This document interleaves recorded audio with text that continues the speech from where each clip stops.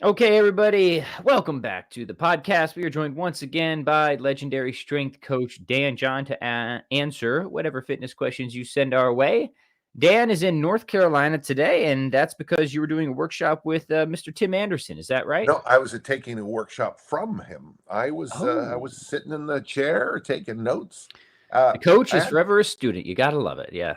hey, I'm telling you from the heart. In fact, I even had a participant come up to me and tell me how cool they thought it was that I was just, sitting in the chair doing the work, paying attention, taking the notes, and I mean, it was nice. But at the same time, I really recommend going to workshops if, um, you know, I've done, of course, all the Dragon Door ones, all the RKC, that whole family.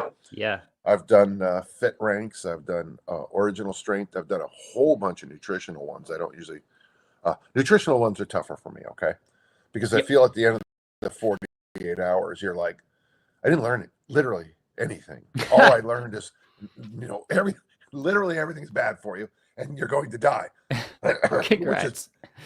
which I'm fine with. I have no issue with that. But I like the great thing about Tim Anderson and the whole original Strength crew is that you just feel like you learn, and Yeah. you do, and you learn, and yeah, it's wonderful. And the other thing, I got a chance to see my new granddaughter Elowen and hang out with Wonderful. Leo. Oh, and their parents too. They were great. Yeah, yeah, those Yeah. guys, right? Yeah, no, that's excellent. Yeah, no, I mean, there's just such value, especially when it comes to the fitness stuff of just being in that live environment, getting that hands-on, Hands on. face-to-face instruction, and I mean, you just can't beat it. So if people have been, I don't know, putting off going to workshops and taking advantage of those opportunities, I think you're really missing something. Yeah, You're yeah, Yeah, for sure, and yeah, it's a shame because it's one yeah. of those things, it's hard to convey exactly how valuable it is until you've experienced it yourself, and then, of course, once you have, you realize, "Oh, yeah, there's just nothing quite like it." There's no way to get that sort of learning experience And I got to elsewhere, tell you that right? the original strength assessment. I mean, because of the kettlebell world. I mean, there's a million assessments. Everyone's got a. Yeah. The original strength assessment is so simple, and Erica was struggling with this little pelvis issue, if it's okay to talk about. And she was just, it was interesting because her reflexive action of her lower body, and you could see it so clearly in the push-up test that they do. And a couple minutes later, all gone, movement's better, feels great. It's just myself. I was shocked how how much work I needed here on the Mm, anterior chain. And it's not yeah. work. I mean, and again, what's great about the human body, folks, and this is why you should go to these things. Someone else point out a problem. You got this problem right there. You, and Yep. then you work on it for about I don't know, a minute, and it's like it's clean. It's like, oh, that was it. Yeah. So I've been putting up with all this junk for 6 months, and all I need to do is breathe into my diaphragm a little bit more. Yeah. Okay. That was yeah. Yeah, and not only that, last thing, and look, I got nothing to sell here. I don't have a workshop coming up. I'm just Yeah. saying in general, right? This is something I think people should do is Great. you never know exactly the types of brilliant people you're going to run into, but also the types of connections and friendships that will be Yeah. formed. Dan, we met at a workshop. That's how this began, you know. We met at a live event, and that's something you can't go in Yeah. with any sort of expectation Well, of. as I But I'll tell you, recall, every yeah. time I've gone, which is many, many times, I've always come out with connections that somewhere down the line proved to be extremely valuable, right? In Absolutely. many different ways, either in my fitness or my business or just one person being able to connect me with another person. So like yeah, it's so potentially valuable to not go to these things, I think is really doing yourself a disservice, right? Mhm. Well, in that same time I first met you, I also met Rocky Blyer, and for my most of you too. Well, Rocky Blyer was a very famous Pittsburgh Steeler football player, 4 Super Bowl rings, but he also got blown up literally in the Vietnam War, lost part of his foot, and came back and played in the NFL. I mean, um, I had one of the most delightful conversations of my life. We had lunch together, Rocky and I. Same weekend I met you, and it's just Yeah. like, think about that, folks. You meet a hero of yours. You get to meet Pat Flynn, for God's sake. Right there in the I mean, flesh. right Right. there. Yeah. Oh, yeah. So things are good. I want to say one more thing. I don't know. Sadly, we can't get these in Utah, at least yet. But my daughter turned me on this thing. These are called Gutsies or something like that. Huh. There's these little packs that are just loaded with probiotics. They taste great and tons of fiber. I Wow. gotta tell you, my friend, for those of you who travel, if you can get these, swallow 2 of these, and that morning issue that a lot of people complain about at the RKCs, Totally fixed. Yeah. yeah, I mean, totally fixed. Looks like one of those like squeezy pouches I give my It is a kids. squeezy. It's a squeeze. It's a kid. It's a squeezy pouch. It's a squeezy pouch for adults. That's great. All right, I'll have to keep an eye out for Gutsy. All right, here we go. Look at guys, we're giving you recommendations, and we're not even bribed to do it. Again, as I always like to emphasize, it's not that we're not susceptible to bribes. We just there haven't been enough zeros at the end of that number offered to us yet. So I have no issues with selling myself out. It's just that no one respects the amount. Yes, it's right. Yeah, we have principles to a point, right? It's just haven't been reached yet. All right, let's take some questions. Here we go. All right, lots of good stuff. Steven says, hey, can you guys explain density training? What is it, and why would one choose it over ladders or straight sets or something like that? But just real quick, Steven, it's density training is one of the. Do you mind if I jump in? Yeah, no, please take it. Yeah, so density is just one of the. It's one of the big umbrella terms. Okay, what density means is more work, same amount of time, or same work, less amount of time. Okay, so density is simply squeezing the workout time or the period of time you're training. When I first actually thought there was value was when the Bulgarians came out with this idea in the late 60s, early 70s for Olympic lifting, where they said you would snatch for 15 minutes and they'd give you a load like let's say this 80% clean and jerks, 15 minutes. Well, you try to get as many reps, reasonable, great reps in 15 minutes with maybe 80's too heavy or too light, don't know. But let's just say the first time you do it, you get 7. And then a few weeks later, maybe with even more weight, you get 16, 17 reps. Well, you're doing more work in the same amount of time, which means you have progressed. Yes. Progression is more load, more reps, more sets, more general volume. And then the third pillar of basically progression is squeezing the time down or holding the time and doing more work. The kettlebells are the master density tool. Anybody, you could also, someone could raise their hand and say dumbbells too. Okay, dumbbells too. But they just, the nice thing about a single dumbbell, a kettlebell, is that you learn to chase density. Track and field, by the way, the field of the track events are all density events. Everyone just runs 400 meters, and the person who does it the fastest is the best. So good. Yeah, just a few additional thoughts. So yeah, how are these things often measured? Well, I guess volume is often measured through how much you do throughout the week, right? Whereas density is often but not always measured by how thick are your sets, right? How much are you putting into one set or a particular amount of time within a workout, say like a 15-minute period or 20. And as always, there's pros and cons. As you push in one area, you kind of pull from another. If you're going for a ton of density, there's just going to be kind of hard limits you face if you're just trying to train absolute raw brutal strength or something like that, right? But it can be beneficial for increasing time efficiency, the sort of metabolic side of things, and for muscle building. So I think there's a place for it, whether you use that or just kind of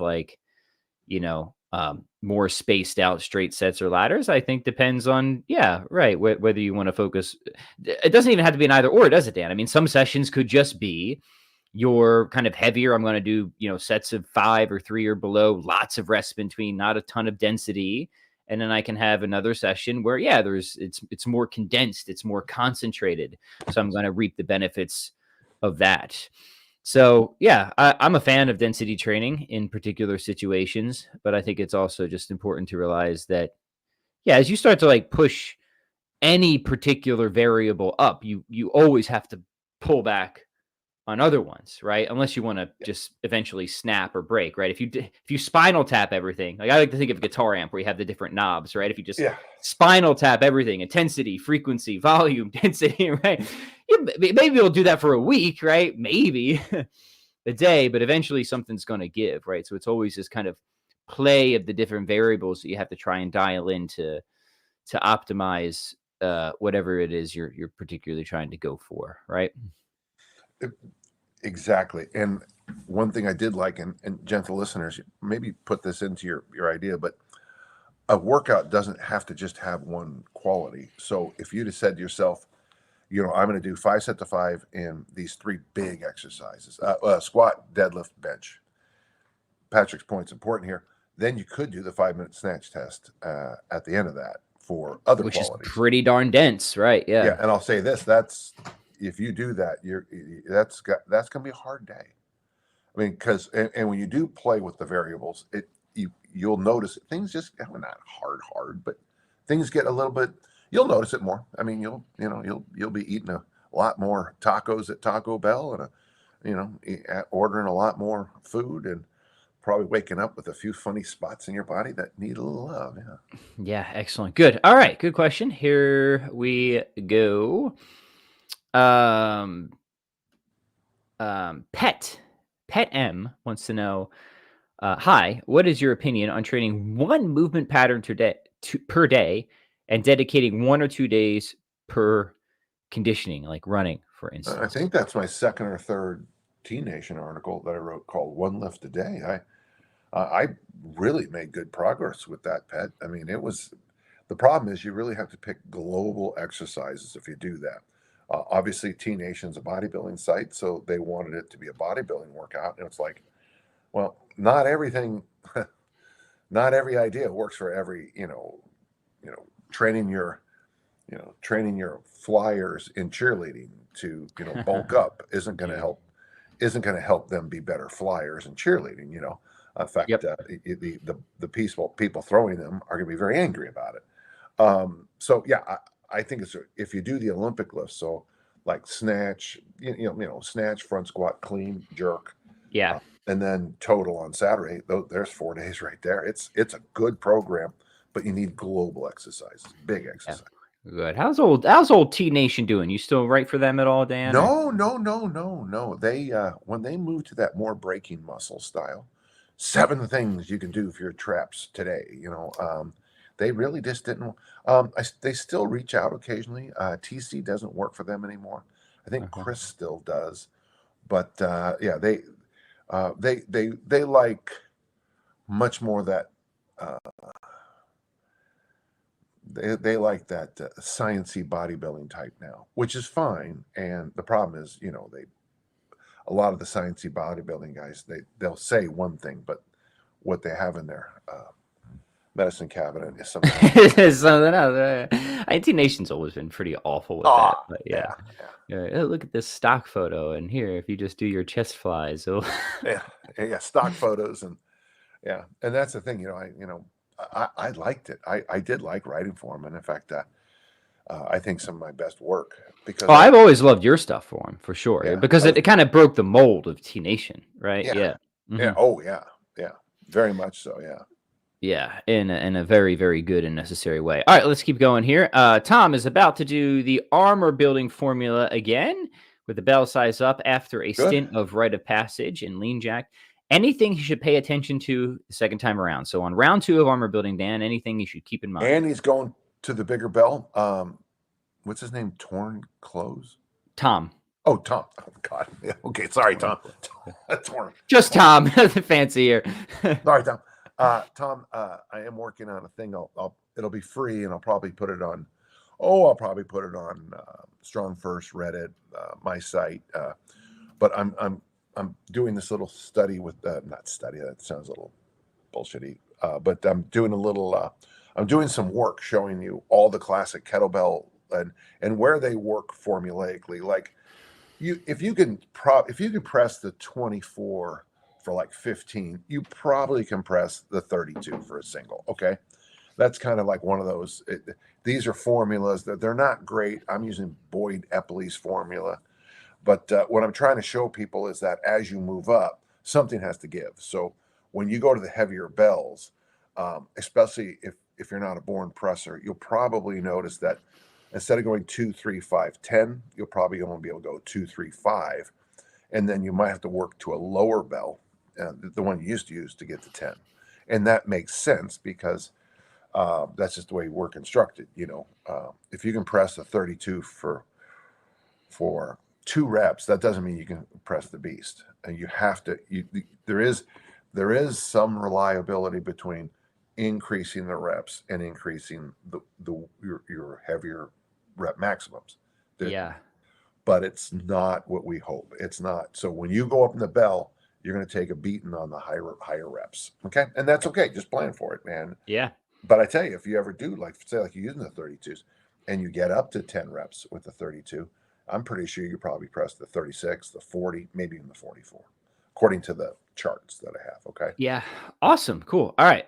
Joel's got a fun question. Hey guys, as authors, I'm interested in what your must reads would be: fitness, nutrition, or fun. Are we allowed to do some self-serving here, Go ahead. Dan? And Go ahead. well, as many of you know, I got a new book coming out, and yeah, I guess it's a little cheeky to recommend my own stuff as a must read, but I really tried to write this thing to just condense what I think are just the absolute essentials of intelligent training and nutrition. A lot of ideas, of course, I got from legendary strength coach sitting across from me. It's called Strong On. I wish I had a thing to show you. So I'll just plug that. It's up for pre-order. But otherwise, real quick, I mean, Dan's books are really good. I'm not just saying that to be overly fawning. I've learned so much from Dan, particularly of intervention. Can You Go? In general for fitness, man, there's so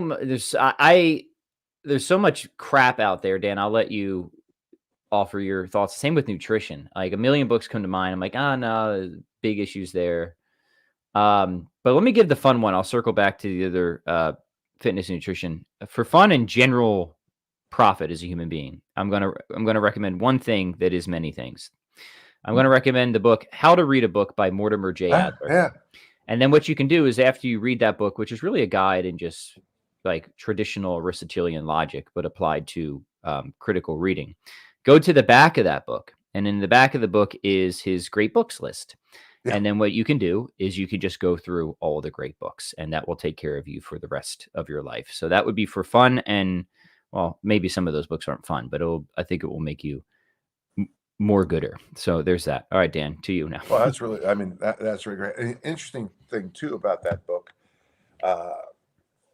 When I was young, a show called Rosemary's Baby came out, and I was looking at it, and the shelf behind her was that book. So that was just, I'll tell you how long that book's been around and influencing things. Yeah, it's really classic. Yeah. Right. In our field, there's a book by Heidegger. It's called The Physiology of Strength. In fact, I talked about this during Tim's workshop. They were, one of the authors quoted it, which just made me laugh because here's a book from English translation 1961, research from the 40s and 50s. Nothing's really been better. I keep referencing that book because I just really think it's that good. Yeah. And then there's if you get a chance, Tom DeLorme's book, Dr. Colonel Tom DeLorme, Progressive Resistance Exercise. Again, these are books. Now, those would be the two books that, okay, those are the foundations. Those are the two pillars that tell us all the words we use now.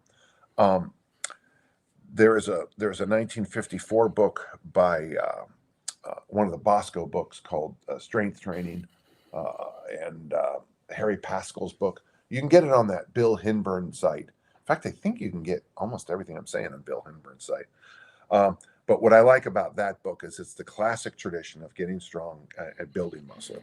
And basically, you see right there, every exercise every exercise you do.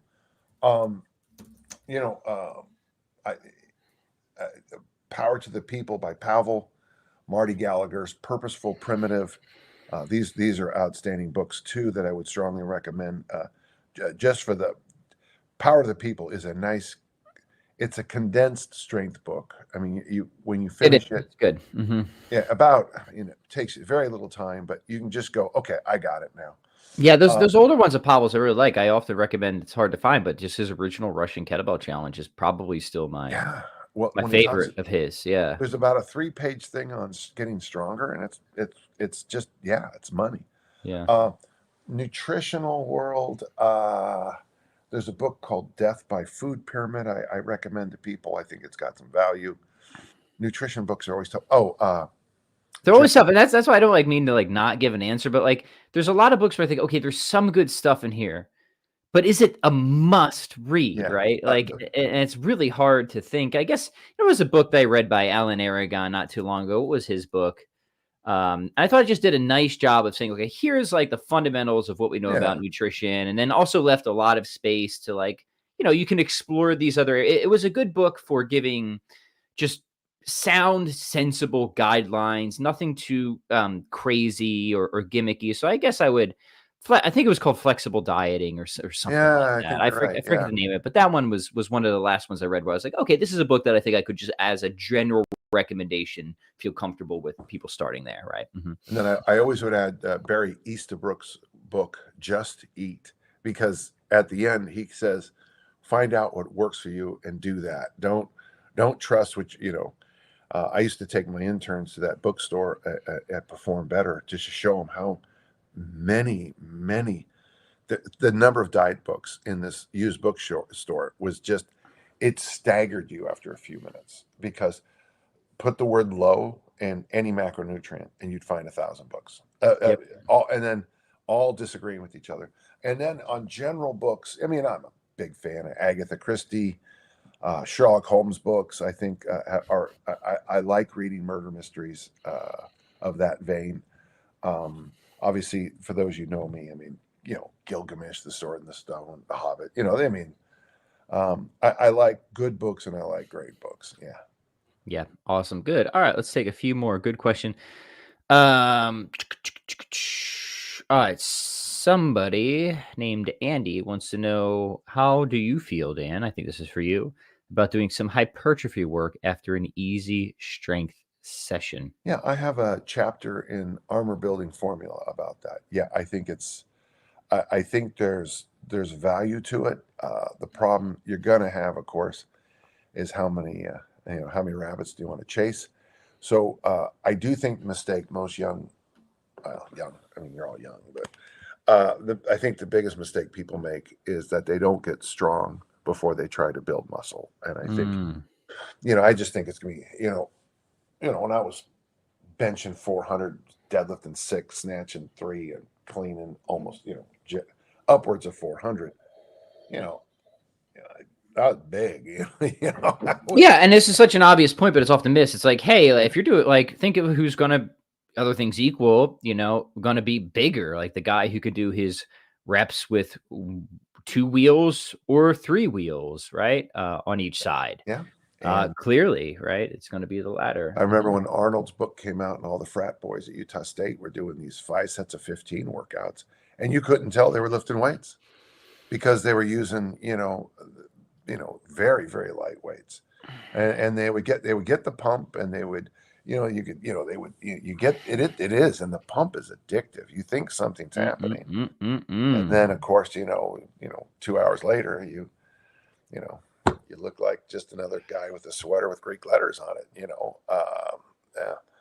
And then you'd see the athletes, and these, I remember some of our football players at the time. These guys could bench and curl weights I still don't think I've ever seen. Yeah. Yeah, good. All right, let's maybe finish with this one. JB says, I've noticed that the ABC formula coincides with your homunculus man theory. Do you still believe back squats and dips are close to a perfect hypertrophy workout? And do pull-ups work with that theory? No, pull-ups don't, because they demand so much from the grip. Yeah, this was from the book, JBJ, for Pat's benefit. Just this idea that, since you don't grip, I mean, you hold with the dip, you hold with the back squat, but you're not involving the grip.